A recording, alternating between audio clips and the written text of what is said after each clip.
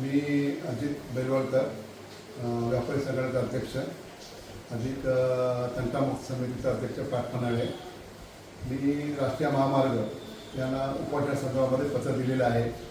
राष्ट्रीय महामार्गाने आमच्या बाजारपेठेमध्ये स्ट्रीट लाईट बसवली, त्याला जवळजवळ 4 वर्ष झाली. ते 4 वर्षामध्ये किती दिवस ती लाईट पेटली हा संशोधनाचा विषय आहे. पण ज्यावेळी ती स्ट्रीट लाईट बसवली तिथपासून ती बंद अवस्थेत आहे. नुसते ते खांब उभे करून ठेवलेले आहेत. आमची शृंगारदेवी बाजारपेठ ही तालुक्यातली अत्यंत महत्त्वाची बाजारपेठ आहे. आर्थिक राजधानी आहे. इथे मोठ्या प्रमाणात वर्दळ चालू असते. अशा ठिकाणी रात्रीचा फार अंधार असतो.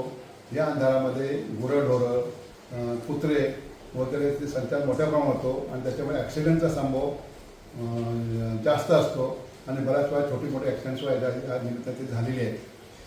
सरकारला अजून पण त्या संबंधित डिपार्टमेंटला अजूनही जाग येत नाही.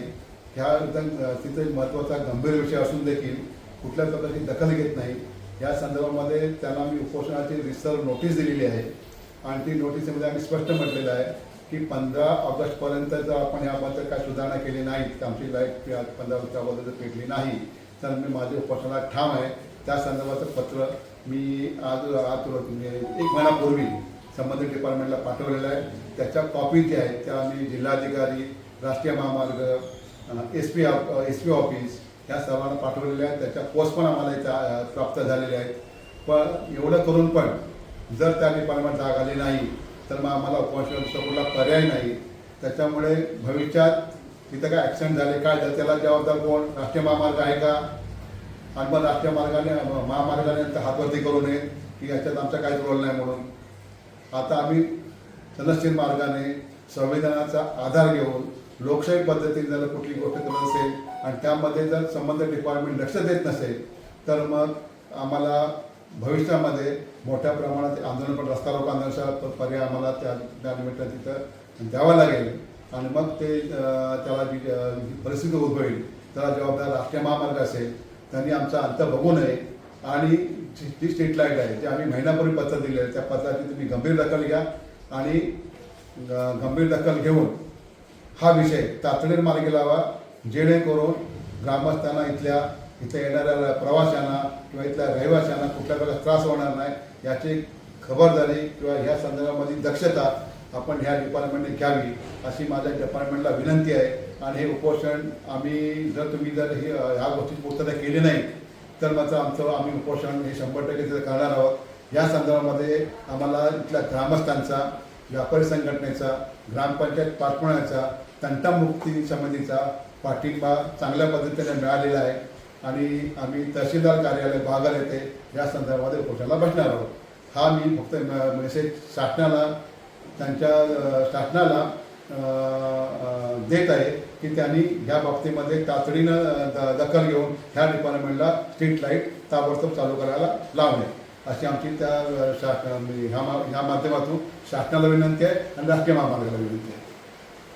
मी आसिम साले, उपसरपंच पाटपणाळे ग्रामपंचायत.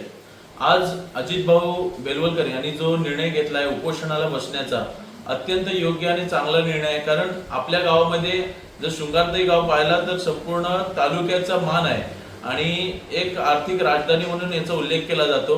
आणि त्या बाजारपेठेची जर स्ट्रीट लाईट बंद असेल तर अत्यंत चुकीचं आहे. कारण जर आपण एक 7-8 वर्ष अगोदर जर पाहिलं तर शृंगारदेवी बाजारपेठेमध्ये एक मध्ये डिवायडर होता. त्या डिवायडरला स्ट्रीट लाईट होती, त्याच्या माध्यमातून संपूर्ण बाजारपेठेमध्ये लाईट होती. मात्र आज हायवेचं काम झाल्यानंतर ती स्ट्रीट लाईट तोडली गेली आणि नवीन स्ट्रीट लाईट बनवली गेली.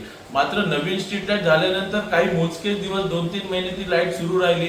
त्यानंतर ही लाईट अत्यंत बंद आणि खराब अवस्थेत बंद आहे आणि याचं नुकसान संपूर्ण तालुक्याला होते. कारण या लाईट नसल्यामुळे बाजारपेठेमध्ये चोरीचं प्रमाण वाढलेलं आहे, बाजारपेठेमध्ये अपघाताचं प्रमाण वाढलेलं आहे आणि याचं कुठेतरी शासनाने अंत पाहू नये. कारण जर ही स्ट्रीट लाईट सुरू नाही झाली तर खरोखरच एक मोठं आंदोलन या गावाच्या माध्यमातून, या बाजारपेठेच्या माध्यमातून उभारलं जाईल.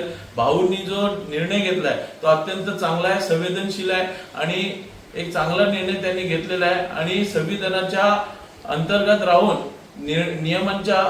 नियमांमध्ये राहून तो निर्णय त्यांनी घेतलेला आहे आणि ते एक उपोषणाचा मार्ग जो अवलंबलाय तो एक चांगला आहे. त्याच्यासाठी मी उपसरपंच म्हणून त्यांना एक चांगला सहकार्य आणि पाठिंबा देईन आणि संपूर्ण गाव सुद्धा त्यांच्या पाठीशी उभं राहील. याच्यासाठी प्रामाणिक प्रयत्न करेन आणि कुठंतरी याची दखल घेऊन शासन लाईट कशी सुरू करेल आणि स्ट्रीट लाईट कशी सुरू होईल याच्यासाठी सर्वजण प्रयत्न करतील. भाऊंचा हा निर्णय एक चांगला पद्धतीचा आहे आणि याच्यासाठी माझा पाठिंबा राहील आणि सर्व ग्रामस्थांनी सुद्धा त्यांच्या पाठीशी उभं राहावं हीच विनंती करेन. जय हिंद, जय महाराष्ट्र.